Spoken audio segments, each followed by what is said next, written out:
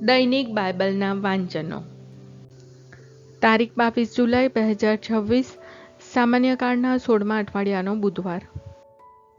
આજે માતા ધર્મસભા સંત મગદલાના મરિયમનો તહેવાર ઉજવે છે.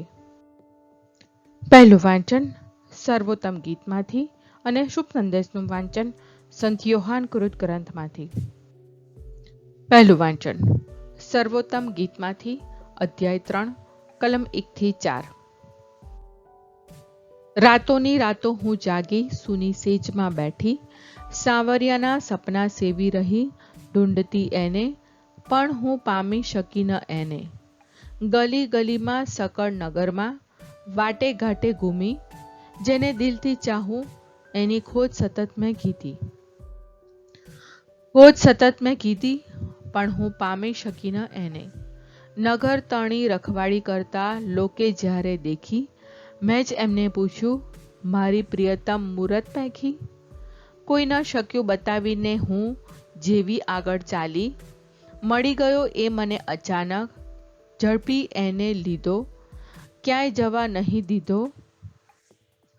તેડી એને લઈ ગઈ હું સંગે મારી માને ઘેર, મારી જનની કેરા નિવાસ ખંડે. સિયોનની હે સુંદરીઓ સૌ, કાળિયારને કસ્તુરી મૃગની દઉં છું તમને આણ, એવું કશું ન કરશો જેથી પ્રીત થાય પરેશાન.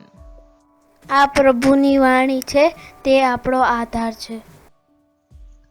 શુભ સંદેશનું વાંચન સંત યોહાન કૃત ગ્રંથમાંથી અધ્યાય 20 કલમ 1-2 અને 11-18.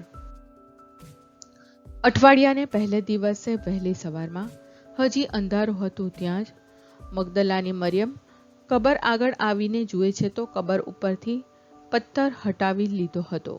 આથી તેણે દોડતા સિમોન પિતર અને ઈસુના બીજા વહાલા શિષ્ય પાસે જઈને તેમને કહ્યું, પ્રભુને કબરમાંથી બહાર કાઢી લીધા છે અને ક્યાં રાખ્યા છે એની અમને ખબર નથી. પણ મરિયમ બહાર કબર પાસે રડતી ઊભી રહી.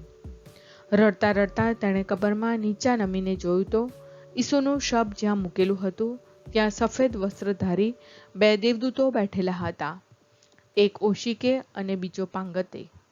તેમણે તેને પૂછ્યું, બાઈ, તું કેમ રડે છે? તેણે કહ્યું, કારણ તેઓ મારા પ્રભુને લઈ ગયા છે અને તેમને ક્યાં રાખ્યા છે તેની મને ખબર નથી. એટલું કહીને પાછું ફરીને જોતા તેને ઈસુ ઊભેલા દેખાયા, પણ એ ઈસુ છે એમ તે ઓળખી ન શકી. ઈસુએ તેને કહ્યું, બાઈ, તું કેમ રડે છે? તું કોને શોધે છે?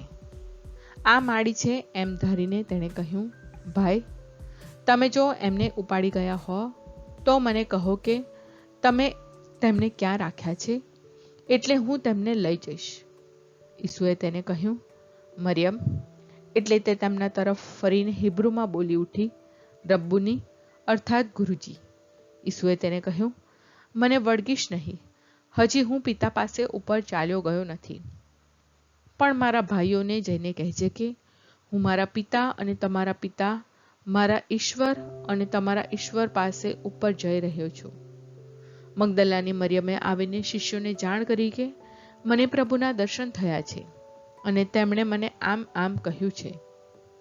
આ પ્રભુની વાણી છે, તે આપણો આધાર છે. પ્રાર્થના. ઓ મારા પ્રભુ ઈસુ, હું મારા પાપો માટે પસ્તાવો કરું છું. મારા પાપો માફ કરો. મારા હૃદયમાં આવો. હું તમને મારા પ્રભુ અને તારણહાર બનાવીશ. આમેન. પ્રભુ તમને સુખી રાખો અને તમારી સંભાળ રાખો. પ્રભુની તમારા ઉપર કૃપા દ્રષ્ટિ અને મહેરબાની હો. પ્રભુની તમારા ઉપર પ્રસન્નતા હો અને તે તમને શાંતિ બક્ષો.